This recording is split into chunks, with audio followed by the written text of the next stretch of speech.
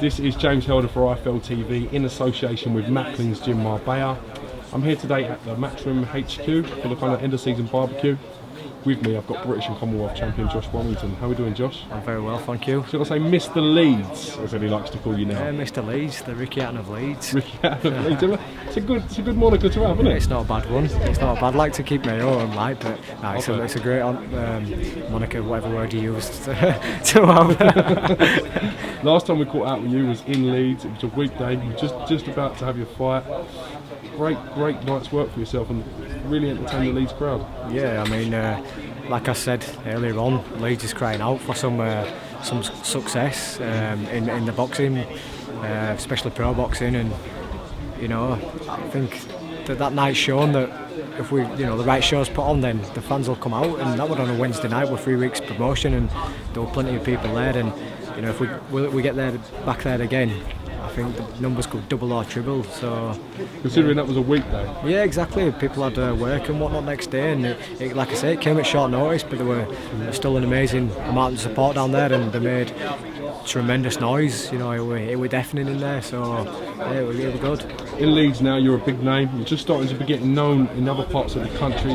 How much do you credit Steve Woods with your journey? Oh, you know, Alter Steve is obviously Eddie as well for getting me on the Sky shows, but you know, Steve has been massive from day one. He's been with us, and you know, he's worked with other managers, promoters to get us the right fights and the right shows, and yeah, he's got me title shots, and you know, to where we are now, and like obviously thank you for Eddie for getting his opportunity to fight on Sky, and but yeah, Steve's been a massive part, and can't thank him enough. It goes a little bit unsung, a bit of an unsung hero, Steve Woods. A lot of people that work with him and are managed by him just would go through walls for him, to be honest. He's in boxing, he's a successful businessman, he's not in boxing to make money. It's a great person to work with, isn't it? Yeah, definitely. I mean, that what you just said there is with him being a successful businessman proves that he's just not into boxing to make money or like that.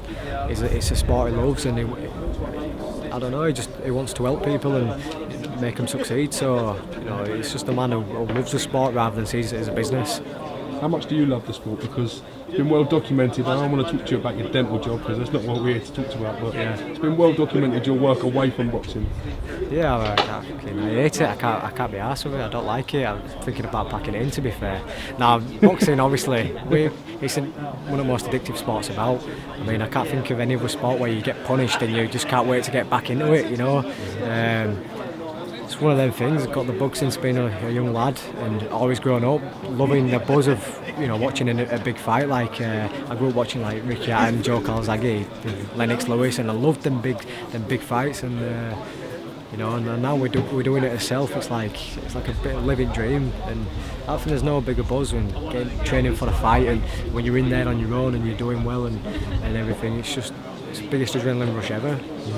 Couple more fights and surely you'll be looking at that European title. Is that something that's gone through your mind? Definitely. I mean, you know, people might forget that we've had 3 fights at domestic level already. I mean, that's in the space of 6 months, and you don't have many more fights at domestic level. I mean, you don't look like past 4 to 5 fights at domestic level. I mean, you know, ideally it'd be nice to win the British title outright, but you know, if you know, Lee moves onto world levels, then Selby's. The European's going to become vacant.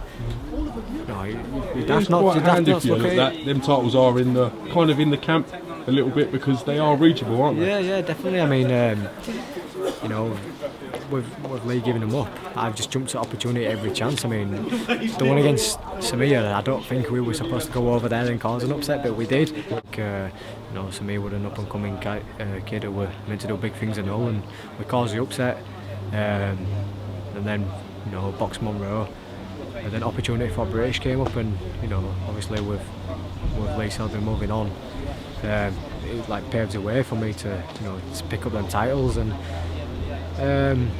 in a way, like I've done it the hard way. You know, I went and won English title away. I went and won Commonwealth away from home, and Manchester with a mutual ground against Monroe, and you know, alright, I got the British title shot at home, but I think I'd earned that at least.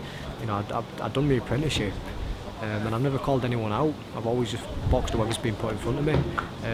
I think that's, these days a lot of fighters are looking for a bit of an easy way out. I mean, I had on social networking sites, everyone seems to be a fucking matchmaker these days. I had, for instance, last week, John Slowry from up in Scotland. I think it's a fight we've talked about for a long time. Probably mentioning just before we were like a bit of names, and he was retweeting stuff on the day of his fight and ended up getting beat. Do you know what I mean? It's like Marco McCulloch from Ireland has been every other day one of his mates retweet something, or it's like, come on Josh, give the fans what they want. It's like, what, the fans in Ireland? You know what I mean? It's like, I never called anyone out. I've always just boxed